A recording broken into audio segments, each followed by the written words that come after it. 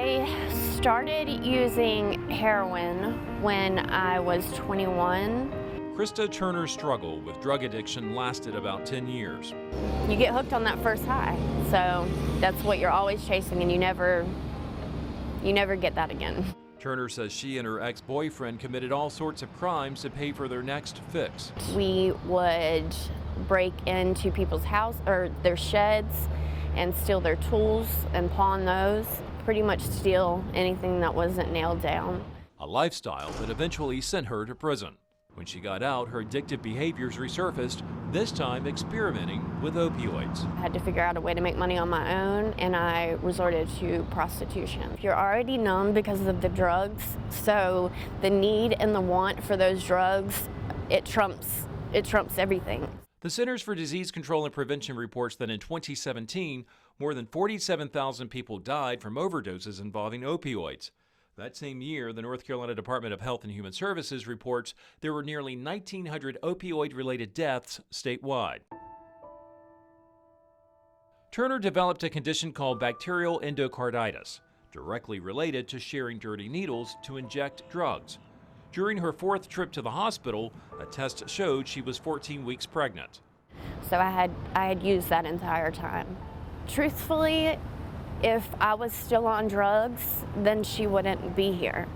Because my first thought when I found out I was pregnant was to get an abortion. But she didn't. I knew that my life was in the balance, and so was this child that I was carrying. So I made the choice to ask for help. As of June 2018, 14% of pregnant women seeking services at New Hanover Regional Medical Center related to pregnancy, whether it be in the prenatal clinic or labor and delivery, admitted to a history of illicit drug use or recent use of illicit drugs. An obstetrics and gynecology physician at New Hanover Regional Medical Center, Dr. William Johnstone says statistics like this are extremely troubling. I noticed that the plan of care that we used to treat these patients was haphazard because we're not trained addictionologists. We're surgeons and deliverers of babies and provide gynecological care and obstetrical care for women, but we're not trained in addiction.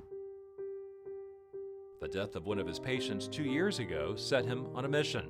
I admitted on Christmas Day a patient to New Hanover with complications associated with pregnancy that we later discovered was related to her heroin use, and she passed away a few weeks later, and it really affected me and my psyche. Johnstone said he had to do something. We're losing a generation. New Hanover County lost 165 of its citizens last year to overdoses.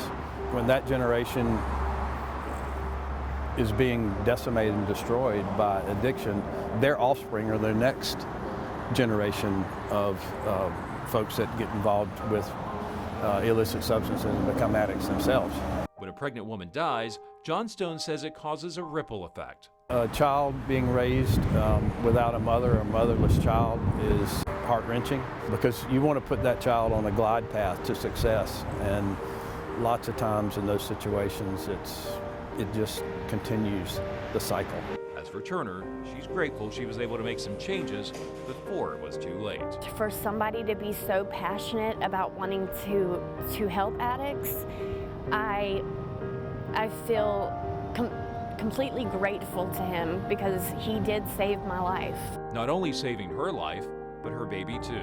It's surreal and it's overwhelming, and a lot of the time I catch myself just staring at her while she's sleeping or just playing, you know, and I'm just so grateful to be here today and to be able to give her the best life that I possibly can.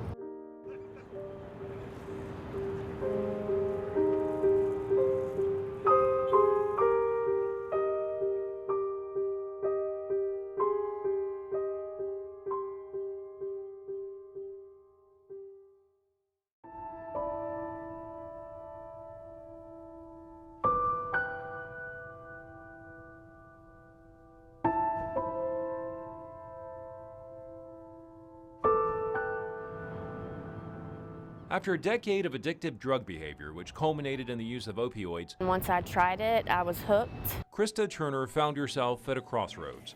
Either abort her unborn baby and continue abusing opioids, or carry her baby full term and get help to stop her dependence on drugs.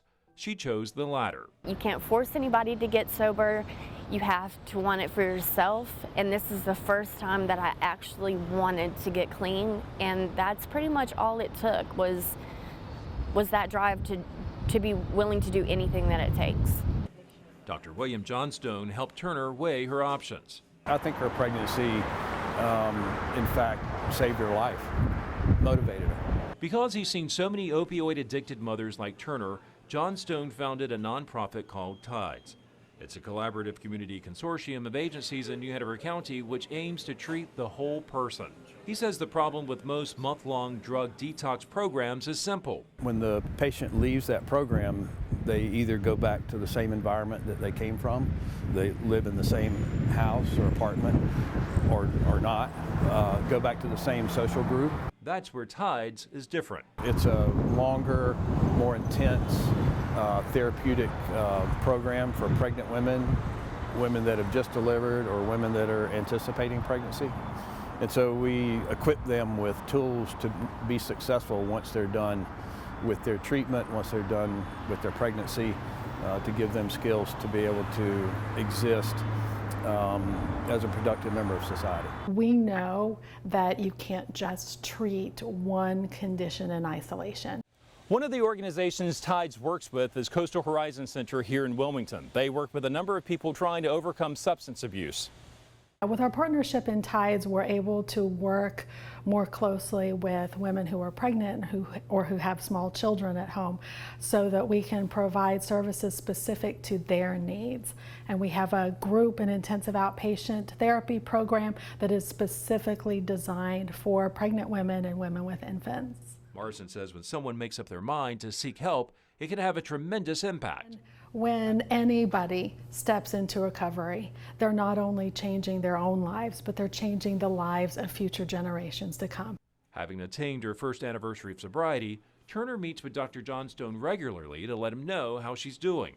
To see where she was and to see where she is in really less than a year is gratifying. And to see her come through and to go home with her baby and to be functioning as a mother is just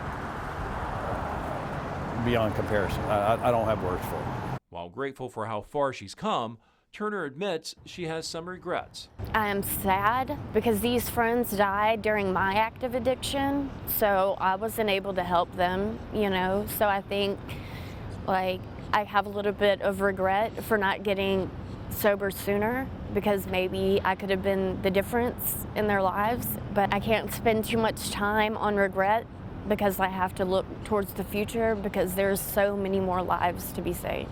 Lives she hopes to impact by sharing her story.